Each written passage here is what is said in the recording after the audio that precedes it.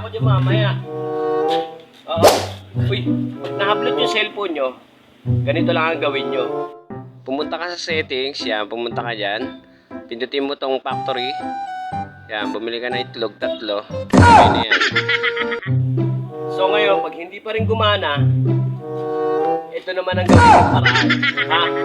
Punta ka naman sa lock notification. Yan. Tsaka mo i-off yung ventilador. Yan. Hindi nyo na may bababa yung notification yan. Okay na yan. Pag ayaw pa rin gumana, ito naman ang gawin nyo. Pag tinanggal naman yung SIM card, pumunta ka na lang dito sa bahay. Mag-inom na lang tayo. Umiyak ka na lang umiyak. Visit ka. Ngayon, pag ayaw pa rin, ang ina. Ayan, babalik at babalik sa iyo yun. Ang ina nga. Oh, yung ano cellphone mo? Oh. Higa ka. Tinagot mo lang ako. Hindi mo na ako hinahabol. Diba guys?